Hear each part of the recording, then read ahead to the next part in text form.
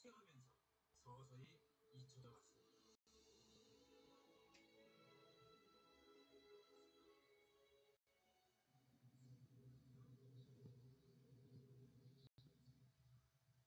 전체 여정의 3분의 2쯤 왔을 때 사막과는 다른 풍경이 펼쳐졌습니다. 가자 항구에 닿기 전 대상들이 쉬어가던 가장 북쪽에 있던 도시, 그것은 올리브밭이 끝없이 펼쳐져 있었습니다.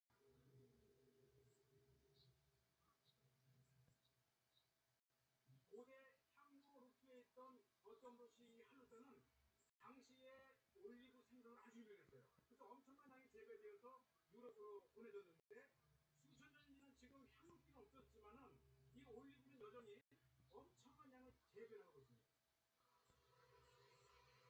물이 부족한 지역임에도 불구하고 이곳의 올리브 재배 역사는 오래되었다고 합니다. 현재 약 15만 그루의 올리브 나무가 재배되고 있는데요. 과거와 다른 것은 올리브를 수확하는 방법입니다.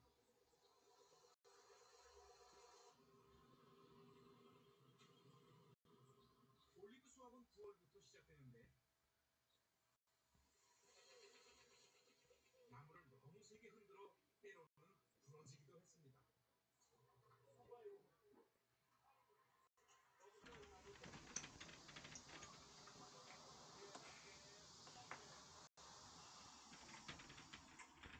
6천년 역사를 가진 이곳 할루자의 올리브, 건강식품으로 인기가 최고죠.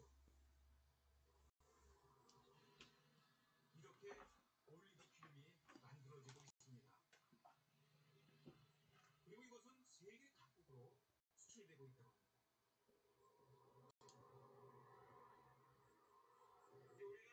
우리는 그 향로길의 마지막 종착역인 가자 지역으로 향하고 있습니다.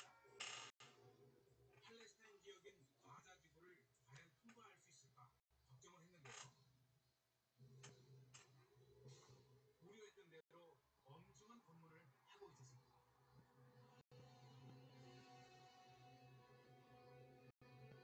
도로를 막는 바리케이트는 평소보다 더 앞에 쳐져 있었습니다.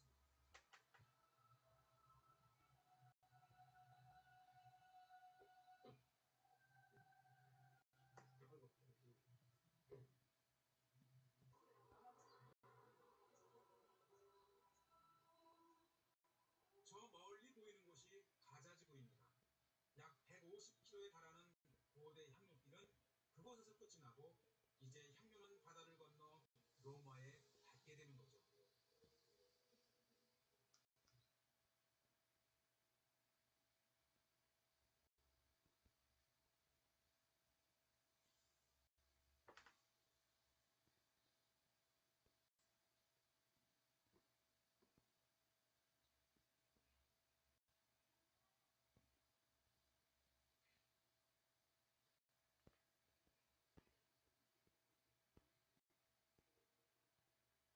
네, 8월 8일 멤버십 라이브를 시작하도록 하겠습니다.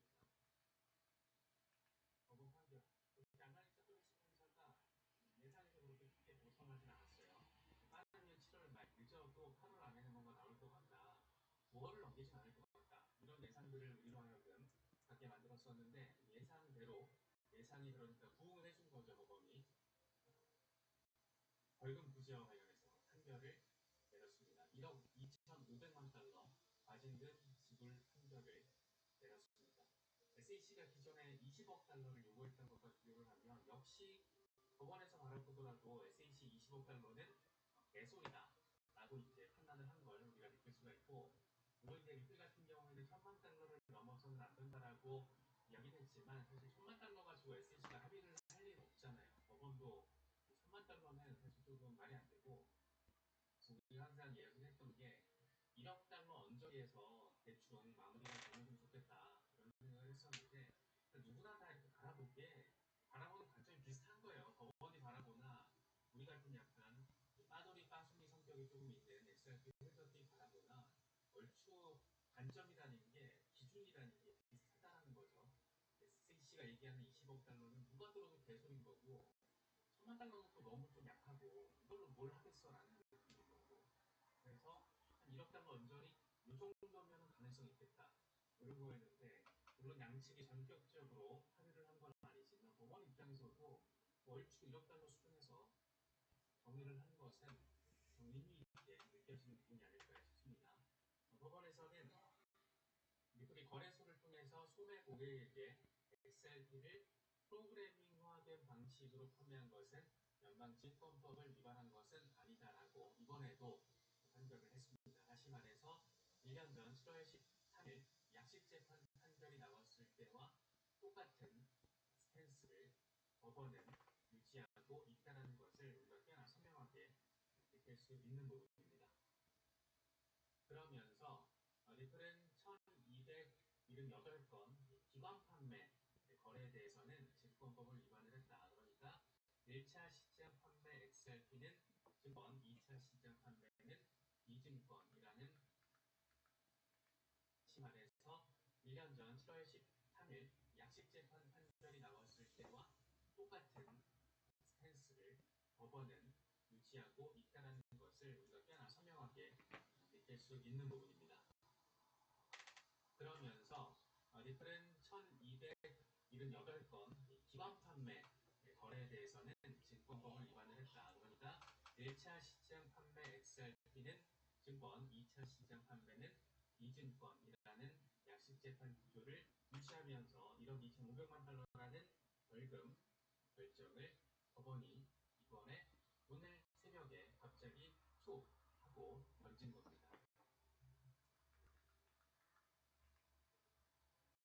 그러면서 리플은 1278건 기관 판매 거래에 대해서는 증권법을 위반을 했다. 그러니까 1차 시장 판매 XRP는 증권, 2차 시장 판매는 비증권이라는 약식재판 구조를 유지하면서 1억 2,500만 달러라는 벌금 결정을 법원이 이번에 오늘 새벽에 갑자기 툭 하고 던진 겁니다.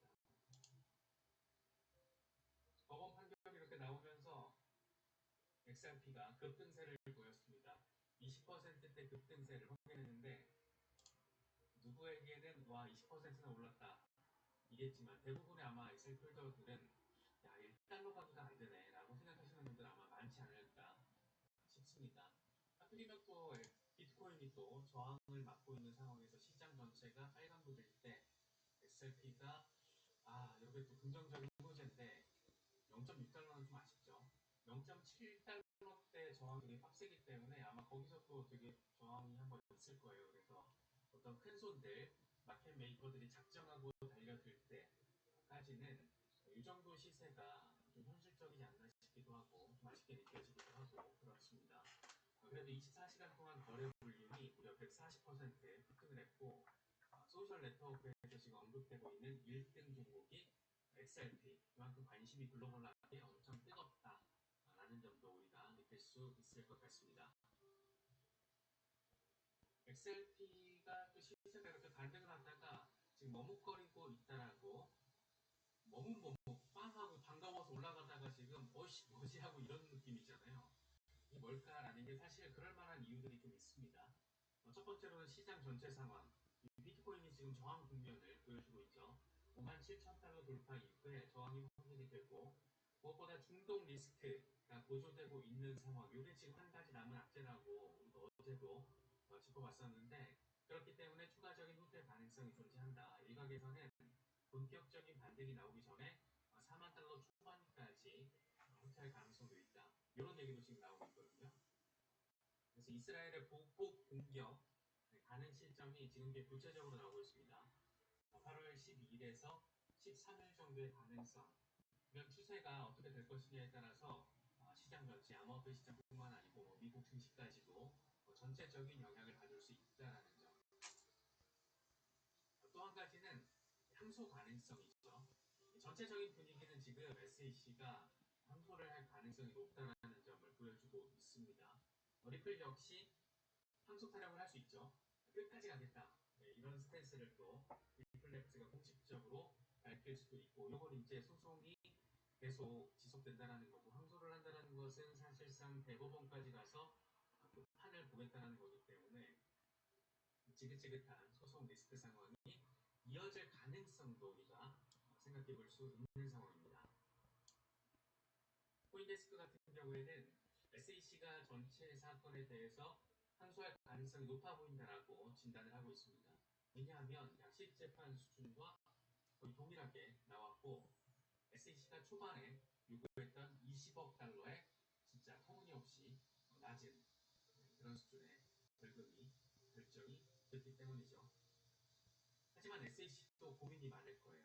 지금 미국 정치권에서 암호화폐 산업에 대한 스탠스가 엄청나게 큰 폭으로 변화하고 있기 때문에 더군다나 이게 지금 대선 레이스에서 핵심 화두 가운데 하나가 돼버렸기 때문에 SEC가 곧장 항소할 것이다라고 예단하기도 조금 어려운 상황이 아닌가 그런 생각도 할 수 있을 것 같습니다. 여러 가지 시나리오가 존재를 합니다. 생각을 좀 해봤어요. 지금 상황에서 어떤 것들을 우리가 어떤 그림들을 생각을 해볼 수 있을 것인가. 일단 양측 모두가 항소를 하겠다라고 선언을 하는 상황입니다. 이렇게 되면 XRP는 다시금 하방 압력을 받을 가능성이 있죠. 지지부진한 또 항소 국면으로 진입을 하게 되는 거고 항소를 한다는 것은 이제 사실상 대법원까지 가겠다라는 의미로도 해석이 되기 때문에 이제 끝까지 간다. 끝장 본다. 진짜 이제 강대강의 국면으로 가는 거죠. 오케이, 일심 판결 가지고 한번 끝장 가보자. 사실 미국 입장에서는 끝판 한번 보자라고 지금 이야기를 할 수 있는 분위기긴 하잖아요. 어쨌든 사실상 승소라고 바라볼 수 있는 부분이긴 한데 문제는 뭐냐면 그게 대법원까지 간다는 것은 사실상 한 2, 3년 더 이뤄질 수 있다는 거라서 이 정도 되면